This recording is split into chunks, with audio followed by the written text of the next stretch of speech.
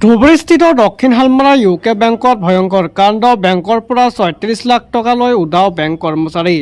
ঘটনা সন্দৰ্ভত ধুবুৰী সদৰ থানাত গোচৰ। বেংক কৰ্তৃপক্ষৰ ঘটনাৰ বিৱৰণী অনুসৰি ধুবুৰী চহৰত অৱস্থিত ইউকো বেংকৰ দক্ষিণ শালমৰা শাখাত কৰ্মৰত এজন কৰ্মচাৰীয়ে বেংকৰ পৰা প্ৰায় ৩৬ লাখ টকা সৰকাই লৈ ধুবুৰীৰ পৰা পলায়ন কৰাৰ চাঞ্চল্যকৰ ঘটনা পোহৰলৈ আহিছে।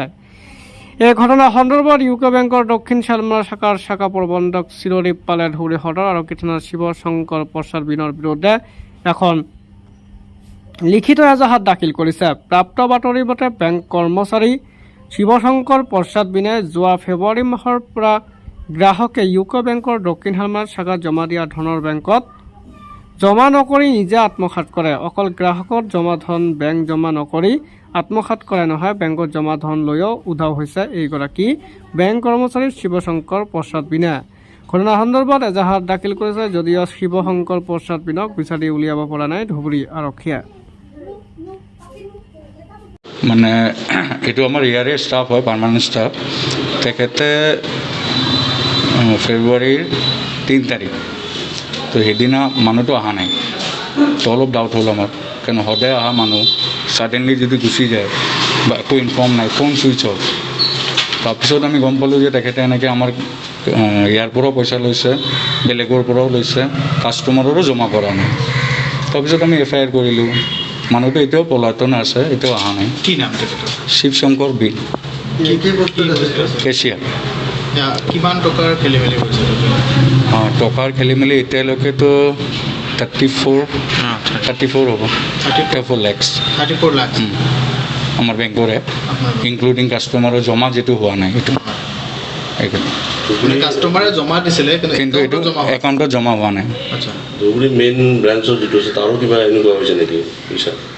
চব মিলাই কেনে কিমান হ'ব এটা অংক? চব মিলাই পিনে এইটো 34 লাখ।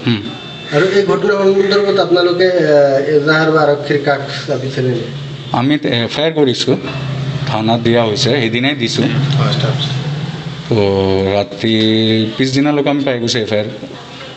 বেংকৰ যিটো নিয়মাৱলী আছে যে যিহেতু তেওঁ কৰ্মচাৰী, তেওঁৰ ক্ষেত্ৰত এতিয়ালৈকে আপোনাৰ কি পদক্ষেপ লৈছে তেওঁৰ চাকৰি বা কৰ্মক্ষেত্ৰত? এতিয়ালৈকে আমাৰ ওপৰ মহল যিটো আছে সিহঁতক ইনফৰ্ম কৰা হৈছে, FIR কপি দিয়া হৈছে। এতিয়া সিহঁতে কৈছে যেতিয়ালৈকে ধৰা নপৰে আমি ষ্টেপছ কেনেকৈ আগবাঢ়িম। বৰ্তমান এতিয়া ছাছপেণ্ড হৈ আছে। আৰু আৰক্ষীৰ ভূমিকাত আপোনালোকে কেনেদৰে সন্তুষ্ট নে? সন্তুষ্ট আছে, এতিয়ালৈকে সন্তুষ্ট আছে। সিহঁতে ট্ৰেকিং কৰি আছে। এতিয়া সিহঁতে কৈছে আমি সোনকালে ধৰিম, সেইকাৰণে আমি আশা আছোঁ যে সিহঁতে কৰিব আৰু সোনকালে। কৌশলটো কি কৰিছে তেওঁ? এই পইচাখিনি কেনেকৈ কি পদত আছিলে তেওঁ আৰু কেনেকৈ কৌশল অৱলম্বন কৰিলে? আপোনালোকে গম পোৱা নাছিল নেকি বস্তুটো কেনেকৈ কি কৰিলে? বস্তুটো আমি কেনেকুৱা আছিলে? এতিয়া কাষ্টমাৰে যেতিয়া জমা দিয়ে সি কাউণ্টাৰ পাৰ্টটো দি দিয়ে, এতিয়া সি জমা নকৰে এইটো। তো এনেকৈ হ'লে আমাৰ দিনৰ শেষততো চব মিলিয়ে থাকিব, একচুৱেল এমাউণ্টটো জমা নহয়। সেইটো কাৰণে এনেকৈ এইটো কৰিছে। 3জনমান আছিলে, 3-4জন তেখেতে এনেকুৱা কৰিছে। পিছত সিহঁতে কমপ্লেইন দিছে, আমি তেতিয়া গম পালোঁ, নহ'লেতো আমি গম নাপালোঁ আৰু বস্তুটো। সেইটোৱে কথা। 3জন বুলি তেওঁৰ লগত জড়িত আছে নেকি? নাই, 3জন কাষ্টমাৰো যিটো হৈছে। আৰু বেংকৰ টকা হৰলুকি কৰা বৃহৎ অংক, যিহেতু এটা ছিষ্টেমত চলে আপোনালোক, বেংকৰ টকা বা কেছৰ টকা কেনেদৰে হৰলুকি কৰিব পাৰে? এটাটো হ'ল এই কাষ্টমাৰৰ 3টা, তাৰপিছত আমাৰো কেছটো শ্বৰ্ট হৈ আছিলে, তাৰ কাৰণে এইটো আমি 3 তাৰিখে গম পালোঁ। সি 1 তাৰিখে এইটো কৰিছিলে। আপোনাৰ 1 তাৰিখ শনিবাৰ আছিল, সেইদিনা যিমানখিনি কেছ মিলাব আছিল তেখেতে মানে পইচা